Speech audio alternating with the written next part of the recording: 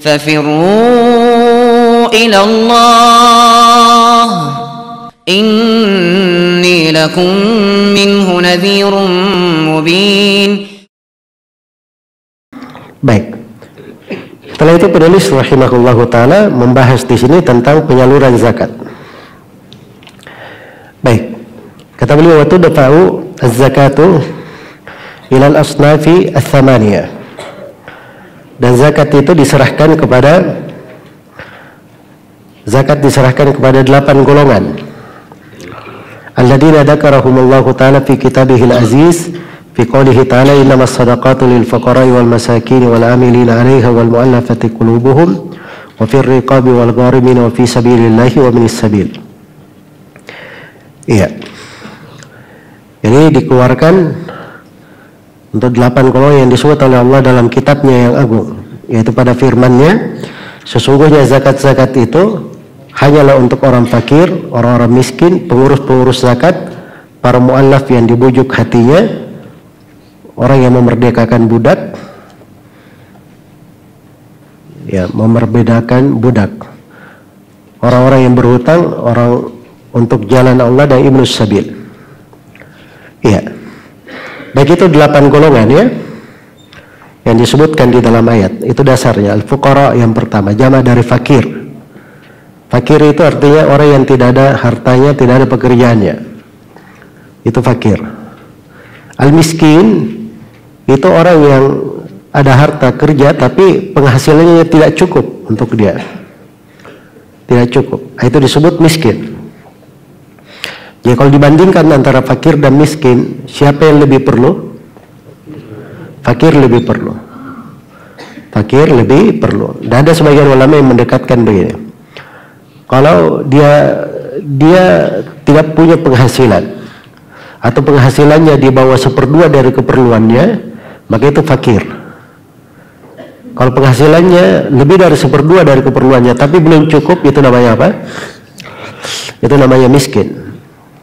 Baik, fakir dan miskin ini banyak ya, luas ininya, termasuk saudara-saudara, paman, keluarga, ya jelas ya, itu bisa masuk fakir dan miskin. Tapi khusus untuk orang tua atau saudaranya tinggal bersama dia, dia yang tanggung nafkahnya, itu tidak boleh dikasih dari zakat, sebab nafkahnya dia yang menanggungnya. Baik. Kemudian yang ketiga, al-amilina 'alaiha. Amil zakat. Amil itu adalah orang yang dipekerjakan oleh pemerintah. Itu amil. Jadi kalau kita di Indonesia ini, dia amil memang sudah disahkan oleh Basnas, Badan Zakat Nasional di Indonesia. Diangkat. Itu baru amil namanya. Tapi kalau seperti sekarang ya, panitia masjid, dia bikin panitia, diangkat dirinya sebagai amil, itu tidak boleh ngambil zakat ya. Tidak boleh mengambil zakat. Tidak boleh digaji dari zakat. Baik. Kalau dia fakir, diambil sebagai orang fakir, bukan sebagai amil. Bukan sebagai amil. Kemudian yang keempat, wal mu'allafati qulubuhum. Ya. Maksudnya dari dari orang-orang yang ditaklif hatinya. Dan ini dari seorang muslim baru masuk Islam, lemah keimanannya, maka diberi pemberian-pemberian untuk menguatkannya. Baik. Kemudian yang kelima, wa fir riqabi. Ar-riqab artinya budak-budak. Apakah dia mukatabah? Ya, yang memang sedang mencicil diri untuk dibebaskan. Ya. Terus yang ke-6, wal gharibin. Al-gharibin itu ada beberapa bentuk. Di antaranya adalah orang yang berhutang. Dia berhutang untuk mendamaikan orang. Jadi ada 2 orang bertikai, 2 kabilah bermusuhan.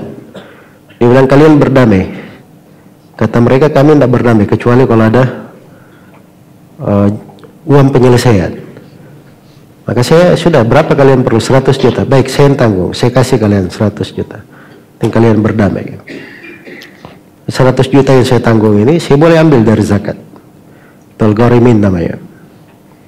Berhutang untuk menanggung, untuk menyelesaikan. Iya. Al-gharimin juga itu masuk ke dalam orang yang berhutang untuk keperluannya. Memang dia berhutang ya, padahal yang bukan maksiat. Ya memang qadar Allah, dia memang harus menanggung hutang. Maka itu boleh dibantu dari zakat. Boleh dibantu dari zakat. Kemudian yang ketujuh, fi sabilillah. Fi sabilillah yang dimaksud adalah orang yang al-ghuzah, orang yang berperang di jalan Allah. Orang yang berperang di jalan Allah. Ini terkait dengan perang memang ya. Al-ghuzah. Iya.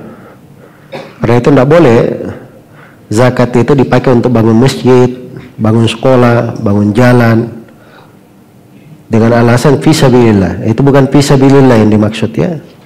Sekarang ini ada yang zakat itu boleh untuk keperluan partai, karena partainya partai Islam katanya, fisabilillah. Ya, akhirnya fisabilillah semua nanti. Fisabilillah itu maksudnya apa?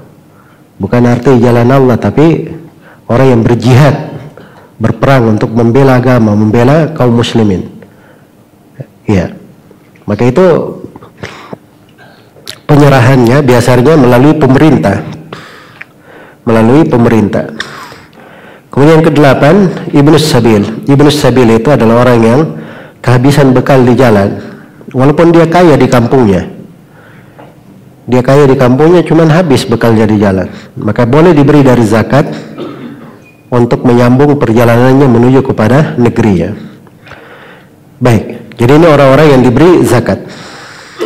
8 golongan. Kemudian dikatakan di sini oleh penulis, wa ila man yujadu minhum wa la yuktasar ala aqal min thalathatin min kulli sinfin illa al-amil. Zakat diserahkan kepada siapa saja yang ditemukan di antara 8 golongan tersebut, dan tidak boleh membatasi sebanyak kurang dari 3 orang pada setiap golongan kecuali amil. Baik, ini terkait dengan pembagiannya ya. Diberikan di sini oleh penulis rahimahullah ketentuan yang beliau sebutkan di sini. Ya.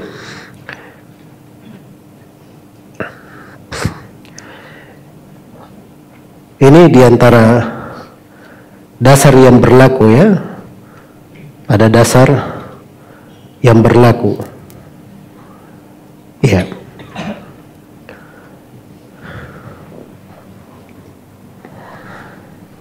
Ada pembagian-pembagian atau hal-hal yang berjalan dari masa dahulu, itulah yang dibuat seperti itu. Tetapi pada hakikatnya pembagian zakat itu bisa diberikan kepada satu golongan saja, tidak mesti diberi semuanya. Iya. Dan bisa diberi untuk sebagian orang. Kalau misalnya zakatnya tidak banyak, ya tidak cocok dia bagikan untuk banyak orang. Ada satu orang yang sangat perlu, dia beri semuanya, itu nggak ada masalah. Yang penting orang yang diberi zakat itu jangan diberi zakat lebih dari kadar kecukupannya selama setahun. Jelas ya? Oh ini dengan alasan zakat saya kasih dia 100 juta zakat, langsung kayak mendadak nanti. Jelas ya? Tapi dilihat berapa keperluannya dalam setahun. Keperluannya misalnya setiap bulan 1 juta, dalam setahun 12 juta. Saya beri 12 juta nggak apa-apa. Itu kadar maksimal. Nggak boleh lebih. Jelas ya? Baik. Kemudian yang terakhir di sini kata beliau, wa khamsatun la yajuzu daf'uha ilaihim. Ini golongan yang tidak boleh menerima zakat. Iya. Ada 5 golongan yang tidak boleh diserahkan zakat itu kepada mereka. Yang pertama, al-ghaniyu bimalin aw kasbin. Orang yang berkecukupan dengan harta atau usaha. Jadi dia cukup dari sudut harta, atau dia cukup, dia mampu berusaha. Ya, dia mampu berusaha. Karena itu Nabi berkata, la habba fihima li ghaniyin wala li qawiyyin muktasib. Tidak ada bagian zakat itu untuk orang yang kaya, orang yang kuat, yang bisa untuk bekerja. Orang yang kuat yang bisa untuk bekerja. Baik. Kemudian yang kedua, dari yang tidak boleh diberi, al-abad.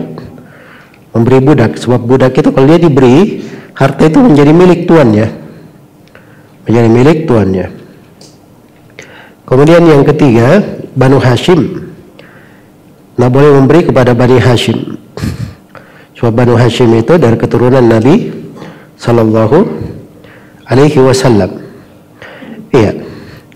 Maka tidak boleh untuk diberi dari zakat. Tapi kalau sedekah bagi siapa yang memerlukan, itu pendapat yang rajihnya boleh untuk menerima. Demikian pula Bani Muttalib. Bani Muttalib juga sama ya, itu ada beberapa dari keluarga Nabi. Iya. Tidak boleh untuk menerima. Bani Hashim dan Bani Muttalib masuk di dalamnya. Kemudian yang terakhir, wal kafir. Dan orang kafir.